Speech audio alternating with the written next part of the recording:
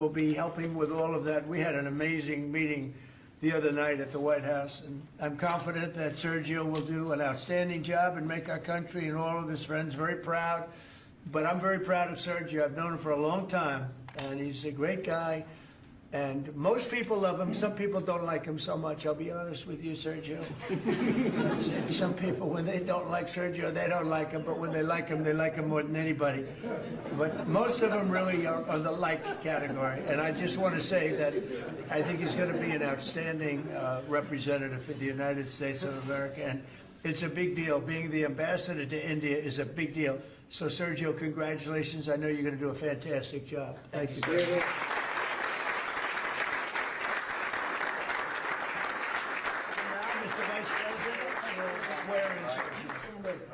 Okay. Swear him in here. Left hand on the Bible, right hand up. Thank you. Thank you, Judge. I appreciate the assistance. We have such a crowd here, you'd think we're swearing in a vice president, sir. Okay. Please repeat after me.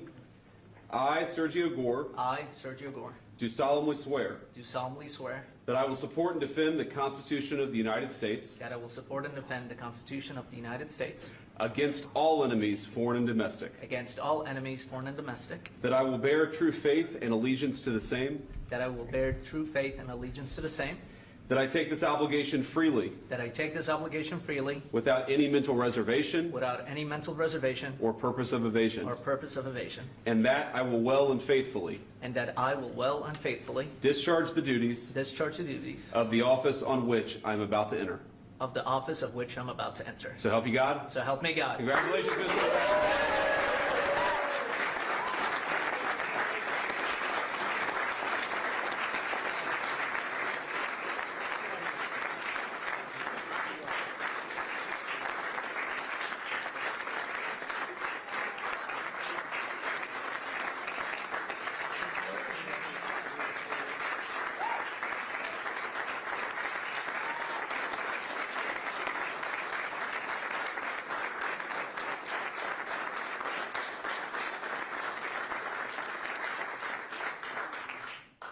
Mr. President, this is an honor of a lifetime. I want to thank first you, what you have done for this country before you came back in, the trouble that this country was facing. I mean, frankly, we were screwed.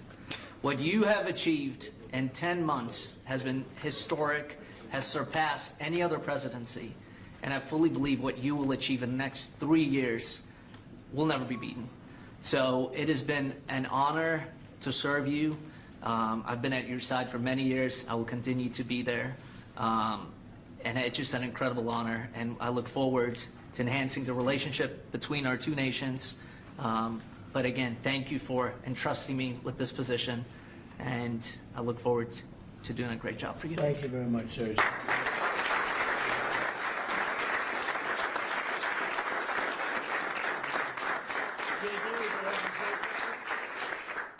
Sir, first of all, congratulations, Sergio. You're going to be a great ambassador, a great representative to the country of India, which the President and I both love. As a lot of you know, Sergio was a critical piece of what made the first 10 months such a great success. Obviously, the President's leadership is the most important thing, but you can't do a whole lot unless you've got good people around you. And Sergio did as much as anybody to ensure that the White House was staffed with the very best people, people who were loyal to the President, loyal to the country, and loyal to the agenda that we're trying to implement. So thank you all for being here. I think it's a great testament to you, Sergio, that you got multiple cabinet secretaries, Erica Kirk, the President of the United States. This crowd would not turn out for just anybody, but it turned out for Sergio Gore. You're going to do a hell of a job, man. Congratulations.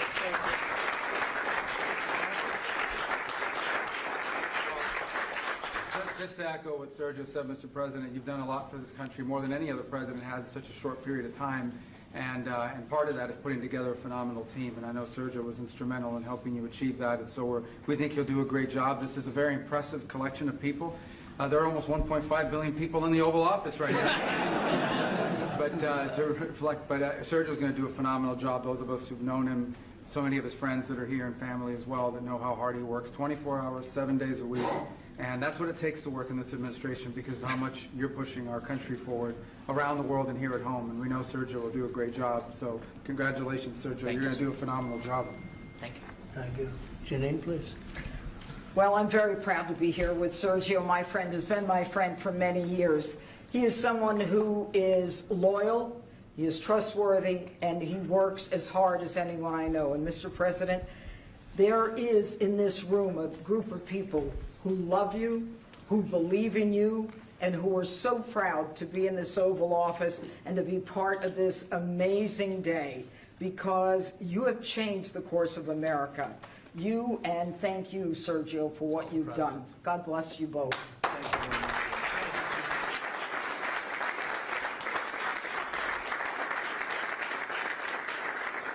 Well, he was also very good friends with a guy named Charlie. We just knew him as Charlie, and his wife, who he loves so much, is here with us. And maybe you know how close they were together. Maybe, Erica, you could say a couple of words, please. Honored to, sir. Charlie loved you. It's hard not to get emotional because I know that he would have been the first phone call when he found out that you were going to be taking this position. And the way that I was able to witness the two of you work together for years and to champion and support the president was absolutely humbling to witness. And I am so proud of you. And Charlie is going to be with you every single day in spirit. And I will be praying for you every day because I know that this is just the beginning of an incredible opportunity for you. And sir, thank you for allowing Sergio to have this beautiful Thank you. moment. Thank you very much. Thank you, Tara. And that man's watching over us right now, right? Okay. Any questions? You mentioned the senators that are here, Mr. President. Do you personally approve of the deal that's happening right now on Capitol Hill to end the government Well, it shutdown? depends what deal we're talking about, but if it's a deal I heard about, that's certainly, you know, they want to change the deal a little bit, but I would say so. I think based on everything I'm hearing, they haven't changed anything, and we have support from enough Democrats, and we're going to be opening up our country. It's too bad it was closed, but we'll be opening up our country very quickly. Mr. President, that deal does reverse the mass firings your administration put through during the shutdown. Did you sign off on that, and will you abide by that if this passes? Well, I will be. I'll abide by the deal. The deal is very good. We're not going to be giving $1.5 trillion to people that came in from jails and from, you know, the gangs and drug dealers and all of these others that they wanted to be given health care, which would have hurt our health care system.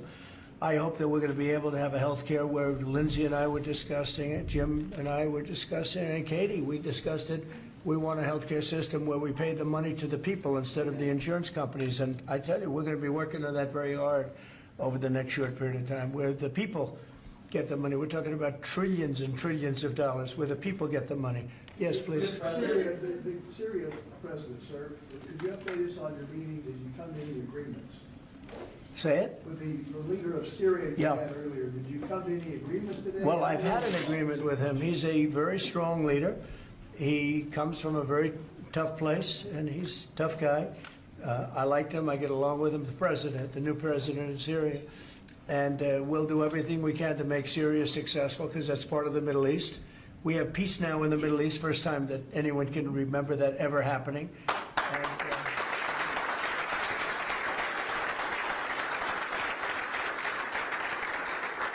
as you know, Syria is a very big part of the Middle East, very important part. If you look back at Syria for years, they had the doctors, the lawyers, they had so many of the great intellects. It's an amazing place with great people.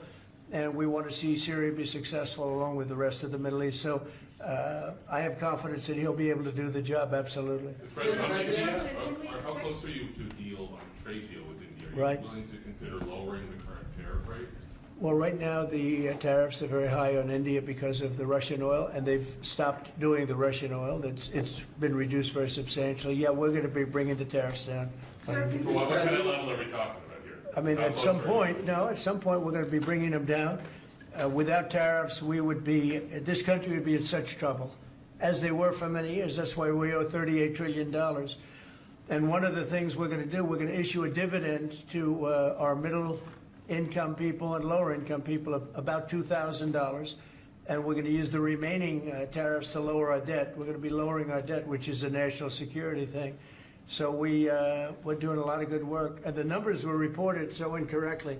The real numbers are trillions of dollars have been taken in or gotten in terms of investment from the tariffs. And so if that were ever reversed, it would be a disaster. Frankly, it would be a national security problem for our country. And nobody thinks it's going to be reversed. I think we had a very good court case. As you know, it's before the Supreme Court right now. But if that were ever reversed, people are saying, oh, it's $1 billion. Some people said, oh, it's $2 billion. Well, that obviously we can handle very easily. But this is trillions of dollars we're talking about in terms of the tariff income and all the investment income that's come into our country. We have more than, I would say right now, more than $18 trillion. The biggest number ever is a tiny fraction of that for any country. China, the United States, the biggest number ever. If you look at the past administration, Biden, he did less than $1 trillion in 4 years. We're over 18 trillion. By the time my first year ends, we're going to have over $20 trillion of investment coming into the United States. It's unheard of. We have AI factories. We're leading China by a lot. We have cars and car plants coming in by more than we've ever had built before. All of that would go away if we lose the tariff case. So all of it would go away. So they're not giving the right numbers. It would be an economic disaster. It would be a national security disaster if we lost the case in the Supreme Court. Daniel? President, back to that tariff Yes. rebate, this is an idea you've been talking about for months. This is going to directly, positively impact millions of Americans. Why was this important for you to do, and when can Americans expect that? So I've been talking about it for a long time, the dividend to people that, have suffered under the Biden administration. So Biden had the highest inflation in history, and we now are at a very low point. We're going to be hitting 1.5% pretty soon. So we're at a low point, and he was a high point. We did that. Food prices are way down. It's all coming down. And the biggest decrease, of course, is energy. And, as goes energy, goes everything else. Because when energy comes down, the oil, the electric, I think you're going to see $2 gasoline or something very close to that. In fact, we're already in the twos, but I think you're going to be seeing very soon $2 gasoline. That's like the equivalent of a massive tax cut. But in addition to that, the great big beautiful bill gives you a very, very big tax cut. And then you have no tax on tips, no tax on Social Security, and no tax on overtime for the middle income and for even, frankly, anybody. But you have no tax, and the no tax on tips has turned out to be a tremendous thing. But when you think no tax on tips, no tax on overtime, and no tax on Social Security for our seniors, it's the great big beautiful bill, which has been mischaracterized, but now people they don't want to talk about it because it's so good, the enemy, because it's so good for everybody. It's the greatest piece of legislation ever passed in the history of our country in terms of size. And hence they call it the big beautiful bill, or the one big beautiful, I call it the great big beautiful bill. It's an amazing bill for the middle class. It's an amazing bill for jobs. We've never passed anything like it. And in my first administration, so we had the greatest economy. Everything was good, but we're really outdoing it this time because we have investments coming in largely because of tariffs. And I think because of November 5th, the election result. But we have investments coming in like we've never had before. The deal Mr. President, on Syria. Please, behind you. Caitlin, behind you. Thank you, Caitlin. On Syria, can we expect an announcement on a pact between Syria and Israel, or an announcement on them joining the anti-ISIS? Yeah, you can expect some announcements on Syria. We want to see Syria become a country that's very successful, and I think this leader can do it. I really do. I think this leader can do it. And people said he's had a rough past. We've all had rough pasts. But he has had a rough past, and I think, frankly, if you didn't have a rough past, you wouldn't have a chance. He gets along very well with Turkey, with President Erdogan, who's a great leader. Erdogan's a great leader, and very much in favor of what's happening in Syria. We have to make Syria work. Syria is a big part of the Middle East, and I will tell you, I think it is working and really well. We're working also with Israel on getting along with Syria, getting along with everybody, and that's working amazingly. As you know, Hamas has given us back numerous bodies. It sounds pretty gruesome, but it's something the parents want more than if their son had been living. Hard to believe. I've seen all of the parents, so many of the parents, and getting back the body of their son, their dead son, is as vital to them, as important to them, as if the boy was generally the boy. the boy was alive. And as you know, over the last 4 or 5 days, we've gotten a lot of the additional bodies that they said they were going to. They've worked very hard to do that. So we have peace in the Middle East. It's a great thing, and nobody's ever seen anything quite like it. After your meeting with the Syrian president today, Switzerland, Mr. you posted President. last week about trade, about your talks with Switzerland. We're reporting that you're near a deal that would lower their rates. With Switzerland? Yeah. We're working on a deal to get their tariffs a little bit lower because. 15% is what we're doing. No, I haven't said any number, but we're going to be working on something to help Switzerland along. We hit Switzerland very hard. We want Switzerland to remain successful, and we're a part of Switzerland in the sense that they've been a very good ally. Yeah, we're working on them and some others, and we're working on others to increase them a little bit too. How close is it to Switzerland? Switzerland? What, do you have something to do with Switzerland? He wants to buy a watch. He wants to buy a watch. He wants to buy a nice watch. He wants to buy a nice Rolex, right? We'll give Rolex some publicity because Rolex has been, they've been very nice, Now, look, it's a beautiful country. It's a small country, but economically very big. So we're working on something. After Caitlin? your meeting with the Syrian president earlier today, Marjorie Taylor Greene, who is a big ally of yours, said that she would rather see you focused on nonstop domestic policy meetings here at the White House instead of nonstop foreign policy meetings.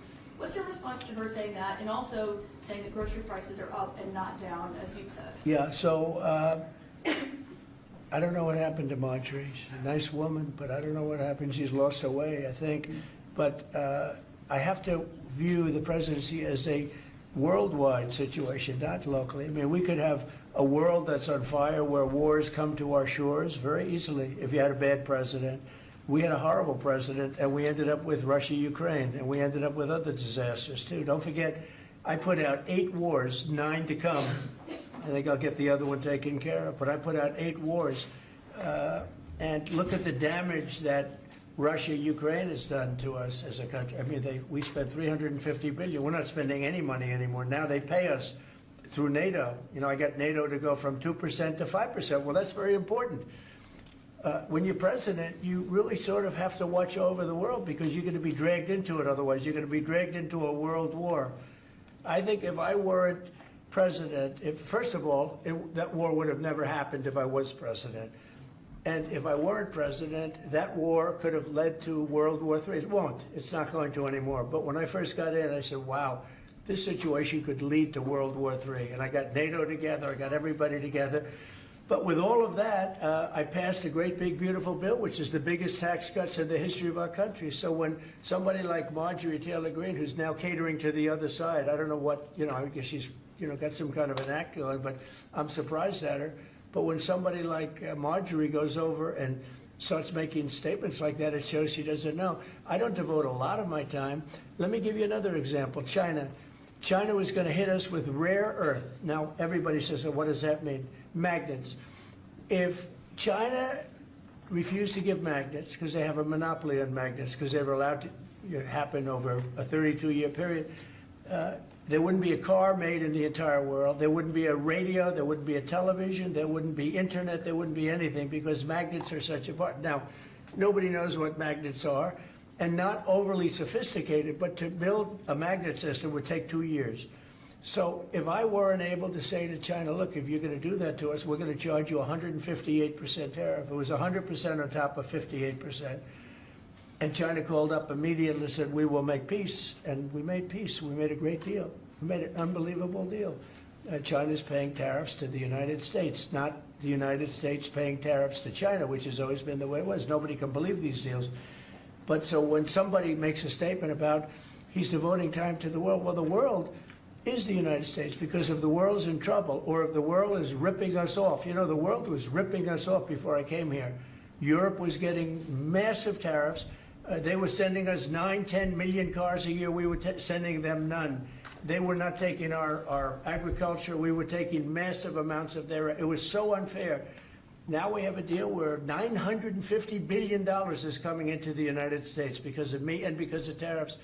So if I don't do all these things, our country is doing very poorly. So, it's easy to say, oh, don't worry about the world. But the world is turning out to be our biggest customer. The world was on fire. And we could have been in that fire very easily if you didn't have a president that knew what he was doing. What's the question? Can you guarantee to Americans that travel is going to go back to normal once the government... The travel that is? travel, Oh, all yeah. the air It'll go travel better is- than normal. You know when- why? When the government reopens. Yeah, that sure. is It'll be normal. much better than normal because we're buying the most sophisticated avionics and, technology for our control towers. And we didn't have that. We had a guy named Buttigieg. Edge, they say is the best way. Just say two edges, like off the edge of a cliff, which is where they were taking us, by the way. Edge was the Secretary of Transportation, and he spent billions of dollars trying to patch together our air traffic control system, which was a conglomeration of all different systems in all different cities. They had hundreds of companies working on it, and they were spending billions of dollars.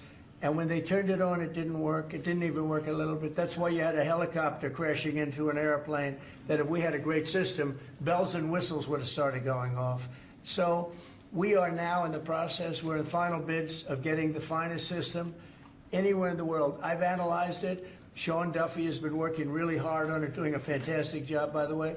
And over the next 2 or 3 weeks, we'll be handing out the finest air traffic control system anywhere in the world. All the towers will be equipped. They were going copper wire into glass wire into other types of wire. And if you knew anything, you know copper wire doesn't work with glass. You know glass doesn't work with other substances. And they spent billions of dollars, and when they turned it on, nothing happened, okay? We're getting the most sophisticated, all brand new, all brand new. Every control tower will have the same exact system. It'll be the most sophisticated system by far in the world. And what we've done is we've looked around other countries, and we've taken the absolute best systems in every different form, because there are different. You have lots of different companies like IBM and Raytheon and a lot of great companies. They're all bidding, and we're going to pick the best one, and it'll get built relatively quickly, and we are going to have the greatest air traffic control system anywhere in the world. Thank you very much, everybody. Thank you.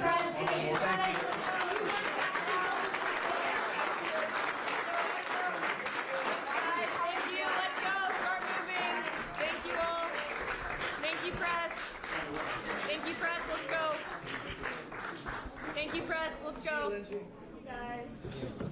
Thank you. Thank you, press. Thank you, press. Thank you, press. Thank you, press. Thank you. Thank you, Mr. President. Keep going.